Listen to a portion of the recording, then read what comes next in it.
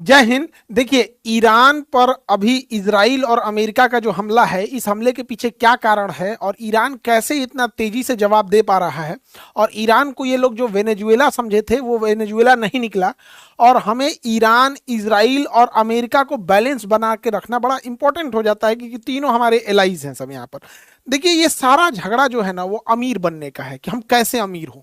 सोचिए कि दुनिया सांस लेती है और सांस बनाने का कंट्रोल आपका आपके पास हो जाए। सोचिए कि अगर दुनिया पानी पीती है और केवल पानी आप बनाए, तो आप दुनिया के कितने रईस इंसान होंगे। तो अमेरिका यही चाहता है। टेक्नोलॉजी अमेरिका के पास है। आज सोशल मीडिया देखिए, गूगल देखिए, फेसबुक देखिए, ट्विटर देखिए, इंस्टा देखिए, सारा अमेरिका के पास है। तो जो दुनिया यूज करती है वो अमेरिका कंट्रोल करता है। टेक्नोलॉजी अमेरिका कंट्रोल करता है। हथियार अमेरिका कंट्रोल करता है। एक और चीज है जो पूरी दुनिया यूज करती है, वो पेट्रोल। पेट्रोलियम पूरी दुनिया यूज करती है। इसे समुद्र या जमीन से निकाला जाता है। आज देखिए, पूरी दुनिया में जितनी जहाजें उड़ रही हैं, ये पूरी फ्यूल यूज करती है, और ये बहुत ज्यादा फ्यूल यूज करते हैं सब। दुनिया में जितने भी ट्रेनें चल रही हैं, सड़कों पे गाड़ियां चल रही हैं, ये सारे फ्यूल से यूज करते हैं। सोचिए, अगर इस पे कंट्रोल जिस देश का हो जाएगा, वो देश कितना अमीर हो जाएगा। अमेरिका इसी तेल पे कंट्रोल करना चाहता है। जो भी तेल उत्पादक वाले देश हैं, उनको ये मार के खत्म कर देगा, या तो उनके तेल पे अपना कंट्रोल करेगा। देखिए कैसे लीबिया मार के वहां का तेल ले गया, सीरिया मार के वहां का तेल ले गया, इराक मार के वहां का ले गया, अभी इराक का है। बाकी जो अरब देश है, जो अमेरिका से नहीं लड़ सकते, वो जी हजूर में। जैसे कैसे छक्का मारा जाता है, चौका मारा जाता है, तो चीयर गर्ल्स होते हैं, ऐसे ऐसे नाचता है। तो बाकी अरब देशों को उसी टाइप का बना दिया है वहां पे, इससे ज्यादा कुछ नहीं। तो अमेरिका तेल पे कंट्रोल करता है। इसके अलावा आप तेल का पैसा अमेरिका को रुपया में नहीं दे सकते। अगर जिस दिन रुपया में दिए, उस दिन हमला कर देगा। आपको पैसा डॉलर में देना है। अब ये डॉलर खरीदना पड़ेगा आपको अमेरिका से। सपोज कीजिए कि अगर हम लोग ऐसा मैंडेटरी हो जाए कि हम जो भी अंतर्राष्ट्रीय व्यापार करेंगे, वो पाकिस्तानी मुद्रा में करना पड़ेगा, तो हमें पाकिस्तान के आगे झुक जाना पड़ेगा, क्योंकि मुद्रा वो कंट्रोल कर रहा है। अगर हमें दुनिया में ऐसा रूल हो जाए कि कोई भी दुनिया अगर कोई भी व्यापार करती है, सिंगापुर रूस से खरीदे, जापान चाइना से खरीदे, जर्मनी अमेरिका से खरीदे, दुनिया में कोई खरीदे, लेकिन जो ट्रांजेक्शन होगा वो रुपया में होगा, तो हम कितने अमीर हो जाएंगे। तो अमेरिका ये दो नीति अपनाता है कि पेट्रोल हमसे खरीदो और पैसा तुम्हारे बाप देंगे, डॉलर में देंगे। दुनिया का कोई भी देश डॉलर में ही देता है। हम लोग भी पेट्रोल का भुगतान डॉलर में ही करते हैं। रसिया से खरीदते थे, तो अमेरिका ने मना कर दिया, वहां हम लोग रूबल दे सकते थे वहां पर। तो अमेरिका बस इसी पे कंट्रोल करना चाहता है। इसके लिए अमेरिका ने, दुनिया का कोई भी देश अगर अमेरिका के हिसाब से पेट्रोल नहीं दिया या उसके डॉलर को मानने से इनकार कर दिया, तो अमेरिका उसे मार देता है। चाहे वो सद्दाम हुसैन हो। इन पे झूठा आरोप लगाया कि परमाणु बम है, लेकिन कोई परमाणु बम नहीं था, मार दिया। मुअम्मर गद्दाफी के खिलाफ इसने प्रोटेस्ट कराया, यहीं की पब्लिक को उग्र कराया। फिर सोशल मीडिया इसके कंट्रोल में है, मीडिया कंट्रोल में, इनको निपटा दिया। बशर अल असद को निपटा दिया। मादुरो को वेनेजुएला से रात 2 बजे इनको इनकी पत्नी सहित किडनैप करके उठा के ले गए। चलो, दुनिया देख रही है, कुछ नहीं कर सकती कि खामेनेई साहब को घरे में उड़ा दिया यहाँ पे। जबकि आप गौर करके देखिएगा, अमेरिका ने जब जापान पे परमाणु बम पटका था, तो वो टोक्यो पे नहीं गिराया था, उसने नागासाकी और हिरोशिमा पे गिराया था, ताकि बातचीत का रास्ता बदले। लेकिन ट्रंपा पागल है, वो कोई बातचीत का रास्ता नहीं देता है दुनिया में। लेकिन दो लोग को देखिएगा, बहुत बहादुरी से लड़े, एक जेलेंस्की और एक खामेनी। ये दोनों लोगों ने, अमेरिका ने रूस से, इन्होंने, जेलेंस्की नहीं डरा। अमेरिका ने कहा कि हट जाओ वरना मारे जाओगे, कहा मरना मंजूर है लेकिन लड़ेंगे। वैसे ही खामेनी को, इनको भी कहा गया कि इनके कमांडरों ने क्या बंकर में चले जाइए। इनका कहना था कि हम पूरे 9 करोड़ से ज्यादा, जो लगभग 9 से 12 करोड़ के आसपास ईरानी हैं, उन सबको पहले बंकर में रखो, अगर वो सुरक्षित होंगे तब जाएंगे, नहीं तो हम मरना कबूल करते हैं। तो ये दो नेता हैं जिन्होंने यहाँ पे, हालांकि इन लोगों ने भी अमेरिका के सामने नहीं झुके थे, सबका हाल वही कर दिया अमेरिका। हम कुछ नहीं कर सकते, शक्तिशाली के आगे सबको झुकना पड़ता है। अमेरिका ने मानवता की सारी हद पार कर दिया। उसने कहा ईरान में महिलाओं की सुरक्षा जरूरी है, महिलाओं के लिए स्वतंत्रता जरूरी है, और गर्ल्स स्कूल के ऊपर बम मार दिया। इतनी लड़कियां मर गई, जो जेनेवा कन्वेंशन का खुला उल्लंघन है। लेकिन अगर हम लोग कश्मीर मांगने लगे, तो हमारे ऊपर नियम कानून आ जाता है, वर्ल्ड सैंक्शन आ जाते हैं। लेकिन इन पे नहीं लगता है। इसने पूरे टॉप लीडरशिप को ही मार दिया एक मिसाइल झटके में।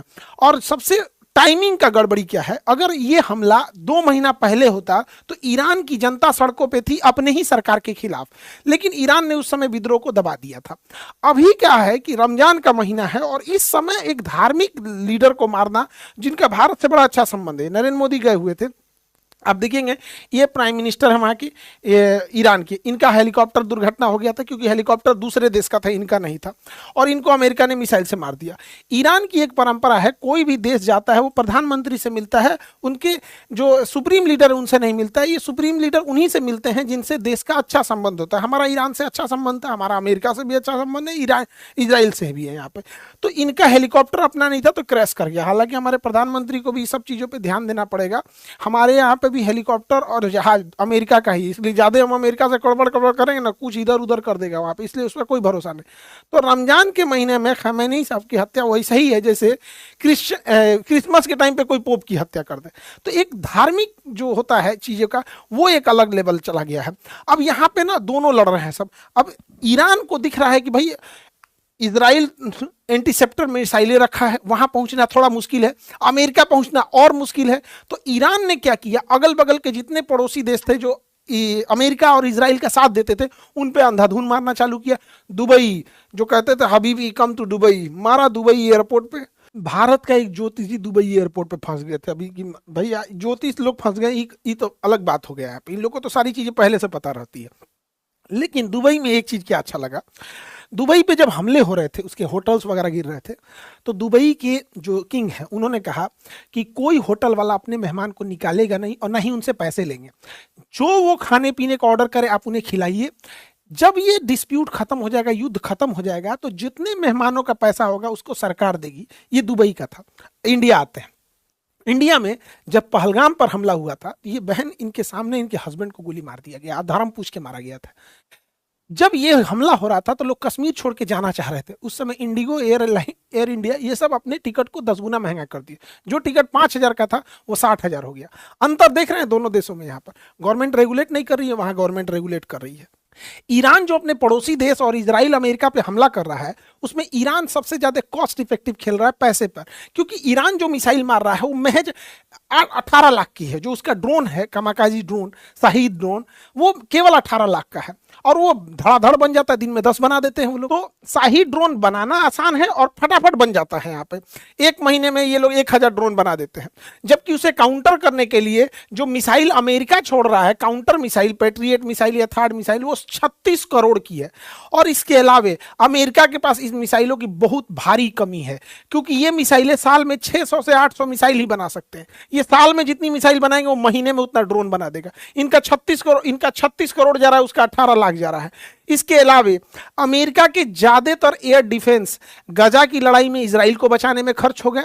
इसके अलावे यूक्रेन लड़ाई में यूक्रेन को देने में खर्च हो गए जो रूस से। तो अभी उसके पास स्टॉक पाइल की कमी है। और साथ ही ईरान है, इतना प्रेसिजन हमला कर रहा है। ये इतना बड़ा इसका नेवल बेस का ड्रोन था जो बैलिस्टिक मिसाइलों को रोक सकता था, पता कर लेता था पहले, जिससे कि काउंटर करना इजी होता। उड़ा दिया यहाँ पे। उसका ये 5000 से किलोमीटर से ज्यादा निगरानी रखने वाला ये रडार था, जिसकी कीमत 7000 करोड़ से ज्यादा थी। अभी की इसकी कीमत लगभग 10,000 करोड़ है, लेकिन जब ये लगा था तो 7000 करोड़ का है। उसको मार के गिराया ये 18 लाख से। इससे अमेरिका की घनघोर बेइज्जती, एकदम गाढ़ा बेइज्जती। अमेरिका कहता हमारा डिफेंस बहुत तगड़ा है, हम लोग को बहुत महंगा महंगा हथियार चिपकाता है, जबकि हमारा 80% से ज्यादा हथियार रसिया लेवल का है, रसिया का बना हुआ है। वो सस्ते भी होते हैं, रिलायबल भी होते हैं। तो अमेरिका को इस बार इसने बहुत बढ़िया से धो दिया यहाँ पर। अब ईरान ने क्या किया, यहाँ से एशिया का 80% तेल यहीं से जाता है। ये पतले रास्ता को कहते हैं हॉर्मुज। यहाँ पर ईरान ने क्या किया, यहाँ से कोई तेल टैंकर को जाने ही नहीं दे रहा है, क्योंकि चीन इसका खुल के मदद किया है। तो चीन के टैंकर को जाने दिया है, पाकिस्तान के टैंकर को जाने दिया है, कुछ कुछ टैंकरों को जाने दिया, मेनली चीन के टैंकरों को जाने दिया है। यहाँ पे इस बैला को पूछता कौन। ईरान क्या कर रहा है, यहाँ पे जितनी भी ऑयल टैंकर जा रही हैं उनका जीपीएस या तो उनका जीपीएस ब्लॉक कर दे रहा है या इंटरनेट स्पूफिंग कर दे रहा है। उनको पता ही नहीं चल रहा है, वो गोल गोल घूमने लग रहे हैं। जैसे आप जब आसमान या समुद्र में रहते हैं तो उसमें दाहिने बाएं कुछ समझ में नहीं आता, चारों चार नीला नीला दिखता है, हमारा जीपीएस ही बताता है। तो उन्हें जाना है आगे, बोल देता है बाहें जाने के लिए। तो यहाँ से जहाजें ब्लॉक हो गई हैं, जिस वजह से पूरी दुनिया में एनर्जी शॉर्टेज देखा जा रहा है। और यूरोप वगैरह में 50% से ज्यादा ऑयल और गैसेस के प्राइस बढ़ गए हैं। अब हमारे लिए भी ये दिक्कत है, क्योंकि हमारे पास स्ट्रेटेजिक रिजर्व जो है वो केवल 45 दिन का है। यानी अगर हमारे पास जो बाहर से फ्यूल लगाना बंद कर दे तो 45 दिन में हमारे यहाँ की पूरी पेट्रोल बंद हो जाएगी। तो सड़कों पे जितनी गाड़ियां देख रहे हैं ना, कश्मीर से कन्याकुमारी तक ठप, हवाई जहाज ठप ट्रेन ठप। तो पेट्रोलियम बहुत जरूरी है, हमारे पास केवल 45 दिन का है। और अमेरिका ने जब इसने बैन लगाया हार्मुज जल संधि पे, तो हमारे यहाँ तेल के प्राइसेस बढ़ गए।